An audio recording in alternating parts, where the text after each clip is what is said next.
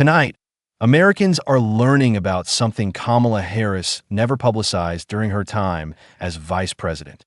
Buried in the pages of her brand new book and confirmed by anecdotes from those who experienced it firsthand, Harris admits she ran what she herself called the STARS Project. What was it? A top-secret mentoring effort inside the walls of the West Wing, one that was known only to her senior staff at the time. Behind closed doors and far from public view, Harris carefully selected a small group of younger Democrats she described as very talented. Among them, Representative Jasmine Crockett of Texas. For the casual reader of political headlines, this might seem like an innocuous side note, but in Washington, even the smallest details carry meaning. Why was the project secret? Why did Harris personally cultivate these lawmakers? And why, in this moment before 2024's whirlwind election cycle, does she now unveil it in her memoir? Questions tumble forward, especially for opponents who view this program through a skeptical lens. Let's back up for a moment and examine what Harris herself admits.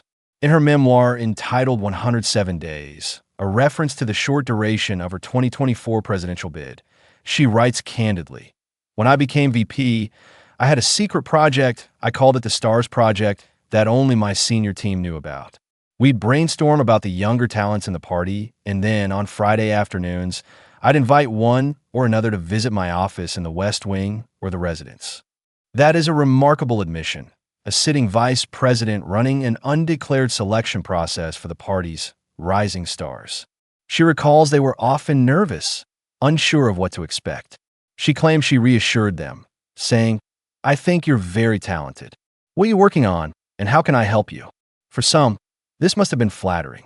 For others, it raises eyebrows. Why this quiet cultivation of loyalty? Why elevate these specific names? And why disclose it only now? Representative Jasmine Crockett, a freshman Democrat from Texas, has been one of the most vocal, left-leaning members of Congress. She has sparked outrage for comparing ICE agents to slave patrols and supporting movements to defund the police. She has made headlines for fiery rhetoric, especially against Republicans, and now she is revealed as a chosen protege of Harris's secret STARS project. Whether one views that as mentorship or grooming of a specific political ideology, the impact cannot be ignored. But Kamala Harris didn't stop at Crockett. In her book, she mentioned others: Lauren Underwood, Robert Garcia, Angela Brooks, Maxwell Frost, Joe Negus, Lena Hidalgo, names she pushed to the forefront of the Democratic National Convention. Think about what that means. While the DNC is often billed as the stage where voters hear the party's official voice, Harris was ensuring through private maneuvering which figures America would see on primetime television. The STARS Project, then, wasn't just coffee chats in her office. It was, in Harris's own words, a deliberate effort to shape the future roster of the Democratic bench. And it worked. Crockett herself referenced these meetings in her DNC speech during the summer of 2024. She said that when she first met Harris at the vice president's residence, she was overwhelmed, unsure if she had even chosen the right path in politics amid the chaos of Congress. Harris, she recalled, immediately sensed her anxiety. In Crockett's retelling, Harris asked what was wrong, wiped away her tears, and comforted her with words that she claimed gave her the strength to continue. Later, Crockett went viral again by her own description for fiery committee exchanges where she lambasted Republicans. She attributes her political stamina in part to that interaction with Harris. Now pause to absorb the symbolism. The Vice President of the United States telling a vulnerable new lawmaker that she is exactly where God wants you, propping her up, reminding her that her district chose her because they believe in her, telling her personally, "And so do I." That is mentorship, yes, but it is also political engineering. It is the direct cultivation of a next generation of loud, left-leaning Democrats who will carry Harris's own brand of rhetoric forward. It was secret. It was intentional. And only now, years later, is the curtain pulled back. Republicans argue that this revelation explains what they've long suspected. The Democratic Party carefully manufactures which so-called rising stars will be showcased to the American people, not through organic talent, but through inner circle staging. Critics will use this as proof of manipulation. Supporters will call it leadership. But either way, secrecy followed by disclosure in a memoir is not happenstance, it's strategy. Harris is still building her image, even after a failed presidential run, by reminding readers that she was not passive. She was quietly architecting the party's future. This is the justice lens we must apply. Why does this matter? Because public trust often hinges on transparency. Americans assume, when they see a politician giving a glamorous convention speech, that grassroots credibility earned them that stage. But Harris reveals the truth. The DNC speakers list was partially guided by her hand-picked Stars Project, amplifying names she and her staff chose behind closed doors. It's a startling reminder that in politics, what we see on stage is never pure coincidence, it is curation. And while all parties engage in some form of grooming their pipelines, the secrecy of Harris's effort, coupled with Crockett's radical track record, makes this a story worth examining in detail. Think about the optics. Crockett goes from a shaky, tear-filled first encounter to being propelled as a Democratic star, simultaneously attacking Republicans as the most unpatriotic people in America and garnering viral fame. Multiply that by 8 or 9 other names listed in Harris's memoir, and a pattern emerges. The Stars Project wasn't just pep talks, it was a political assembly line producing outspoken progressive fighters for the future of the Democratic Party. What follows from this revelation is larger than Harris or Crockett. It is a glimpse into how political power is not just fought for in the open arena of elections, but carefully cultivated behind closed doors. The Stars Project was not announced publicly. It was not listed as an initiative on the White House website. It was not explained to the press corps. Instead, it lived in secrecy, raised up hand-chosen names, and rehearsed the future of a party without Americans ever knowing it was coordinated from the vice president's office, TO defenders. Harris was simply playing the long game. They will say that mentorship is a duty of leadership, that elevating younger voices is the job of any veteran politician, and that ensuring diversity on the convention stage only made the party stronger. They will point out that Republicans too rally around rising stars, from congressional newcomers to firebrand governors, and that political cultivation is neither surprising nor sinister. For them, the Stars Project is just Harris giving structure to something inevitable. But to critics, the secrecy changes everything. It is one thing for a politician to openly say, "I believe so-and-so is doing great work, let's highlight them at the convention." It is another to deliberately hide a program, only letting senior staffers into the loop, then releasing the details years later in a memoir as if unveiling a brilliant secret. Secrecy breeds suspicion, and suspicion fuels distrust. Was this truly mentorship, or was it grooming the next set of far-left ideologue for the American people to inherit whether they wanted them or not?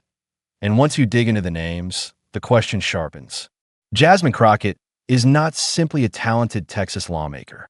She is a lightning rod, someone who called IC agents modern-day slave patrols, someone who stood with activists against law enforcement funding, someone who made her reputation by throwing some of the harshest accusations at Republicans and conservatives.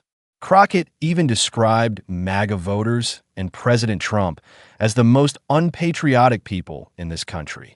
Now she is revealed as a personal protege of Kamala Harris. From the outside, this doesn't look like neutral mentorship. It looks like the engineering of an activist-first agenda wrapped in the language of talent scouting. This is where contrast matters most. Americans struggling with inflation, crime, border insecurity, and global instability want answers about policy. But here, Harris chose to pour her energy into identifying Democrats who could deliver viral soundbites, deliver partisan fire, and dominate convention stages. Was this focus misplaced? Was the vice president's secret energy better spent solving crises instead of secretly prepping Instagram-ready rookies? This is the tension we must examine. It's also worth noting the irony of timing. Harris's own presidential campaign collapsed in just 107 days, unable to galvanize the public she hoped to lead. Yet as her own star faded on the national stage, she was secretly polishing others behind the scenes. She could not secure the presidency, but she could build a constellation the stars project in hopes that her influence would echo through them. That detail exposes both ambition and contradiction. And then there is the deeper symbolism, particularly in Crockett's retelling of her first encounter with Harris. Tears in the vice president's residence. Emotional words of encouragement. "You are exactly where God wants you," Harris told her. That's not just comfort. That's almost prophetic language, embedding a sense of destiny in the mentee. For voters hearing this story, the reaction will depend entirely on perspective. Some will see compassion, an older woman encouraging a younger. Others will see manipulation, emotional investment to ensure loyalty and fervor. When Crockett later said that encouragement gave her her legislative legs, we see the fruits of that mentorship. She moved from insecurity to aggressive combativeness, known not for quiet legislative accomplishments, but for viral one-liners against Republicans. If this is what Harris sought, a legion of loud combatants ready to tear into opposition, then the STARS Project achieved its purpose. But here is the broader lens Justice Lens USA must apply. What does this say about American democracy? If rising stars are not rising as the public organically chooses them, but instead as party elites secretly manufacture them, the authenticity of representation is put into doubt. Americans across the spectrum are tired of feeling manipulated, tired of feeling that the candidates they see are staged like a show, not earned by grassroots credibility. Harris's secret project confirms those suspicions. It shows curation where there should be transparency.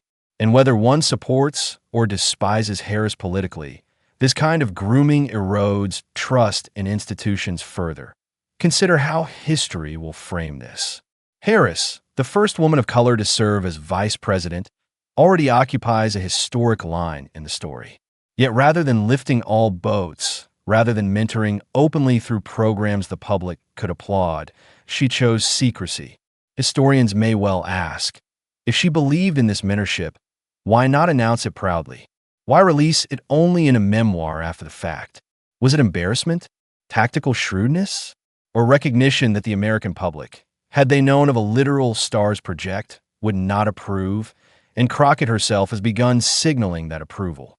She referenced it in her speech. She alluded to Harris lifting her spirit in moments of doubt, and she testifies that this secret aid set her on the path to becoming a Democratic firebrand.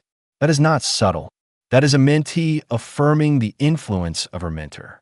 While Harris struggles for footing in her own national narrative, Crockett thrives on headlines, often fueled by controversy. Thus, Harris's influence endures if indirectly channeled through those she secretly nurtured.